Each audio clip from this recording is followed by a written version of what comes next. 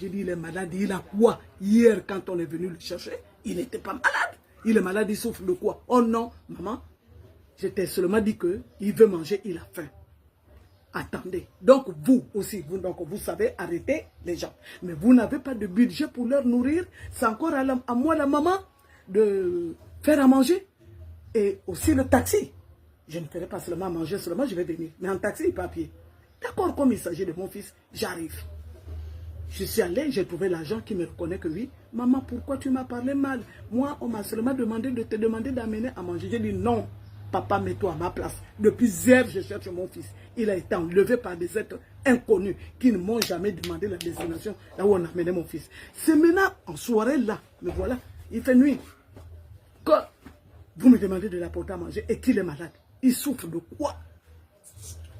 Bon, j'ai apporté à manger. On m'a fait goûter à manger. Bon, je veux le voir. Il est où? Oh non, tu ne pourras pas le voir. Je dis, comment ça?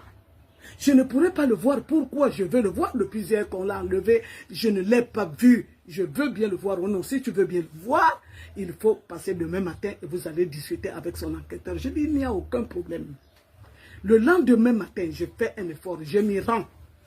Aller rencontrer son enquêteur qui me raconte, j'appellerai ça raconter sa vie. Oh non, c'est pour nécessité d'enquête. J'ai dit, mais attends, petit. Toi et moi, là, tu ne vois pas que je suis ta mère? Il doit d'abord y avoir un problème de fond, ensuite, une nécessité d'enquête. Mais vous l'enquêtez sur qui et sur quoi? Il y a eu quoi et qu'est-ce qui se passe pour aller directement aux enquêtes? Oh non, on nous a dit que les nouvelles reviennent de la présidence. Les ordres reviennent de la présidence. Que quoi? Même celui qui a tué Jésus, quand même on a su, l'histoire nous disait que c'était les Juifs. Comment on a su que c'était les Juifs? Mais maintenant, comment l'ordre va revenir de la présidence que la maman ne doit pas voir son fils? Attention, je n'ai pas mis cet enfant au monde seul. Il a des pères. Même si son père est mort, les grands-pères le grand frère de leur papa vit. Les petits frères de leur papa vivent. Les grandes sœurs de leur papa vivent. Attention. Dites-moi un mot pour que j'aille saisir ma belle famille et leur dire de quoi il s'agit. Oh non. C'est toujours pour nécessité d'enquête. Je dis merde. Lundi, je ne peux pas voir mon fils. Nécessité d'enquête. Mardi, j'y vais, j'apporte la nourriture. Je ne peux pas voir mon fils. Nécessité d'enquête. Mercredi, je vais encore voir. Toujours. Alors, il y a quelqu'un, celui qui était de garde, qui a fait un effort de le mettre dehors pour qu'on puisse se bavarder un peu. Aïe, le fameux enquêteur, lorsqu'il descend de l'étage, il commence à tonner. On vous a dit que celui-là ne doit pas être dehors. Vous ne savez pas qui il est. C'est le petit frère de Thibaut Adjatis. S'il y a des fuites, c'est de votre faute. Alors tout de suite, et c'est qui le chef de poste? C'est qui le chef de poste a eu peur. C'est qui le chef de poste? Viens me voir.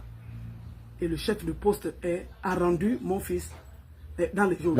Et moi-même dehors, comme une malpropre. Le lendemain encore, je vais dans son bureau. Je dis, mon fils, qu'est-ce qu'il y a? Oh, normalement, moi, enquêteur, je ne devais même pas te recevoir. Si je te reçois, c'est parce que tu es une mère. Ah! Mon fils, tu es arrivé, hein? Ça, c'est quel langage que tu me parles? Papa.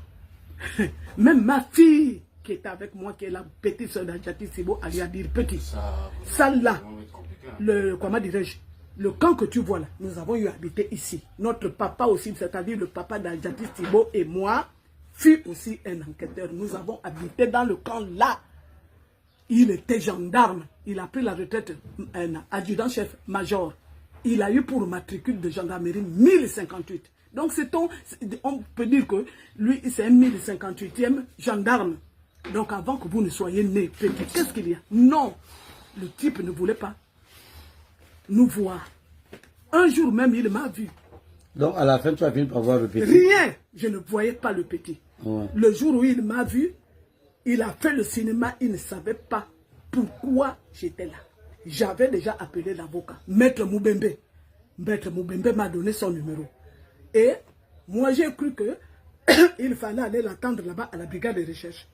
Et ça coïncidait aussi avec le goûter, le déjeuner que je devais amener à mon fils. J'ai amené le pain, j'ai amené de l'eau, j'ai donné, oh oui, maintenant il faut aller dehors.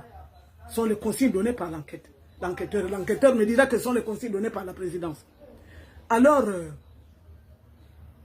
l'enquêteur là n'a pas su pourquoi j'étais là. Or, j'attendais le... Comment dirais-je? Qu'est-ce que j'ai dit là? J'attendais l'avocat. Alors, curieusement, maintenant, j'appelle l'avocat. L'avocat me dit, non, maman, rentre. Ne reste pas là. Moi, pour aller rencontrer ton fils qui est mon client, je n'ai pas besoin de toi. J'irai là-bas sans toi. Mais je te rendrai compte. J'ai dit, d'accord, papa, vas-y. Donc, c'est comme ça que j'ai saisi Maître Moubembe. Que non, vraiment, trop c'est trop. Je n'ai jamais vu ça, entendu ça.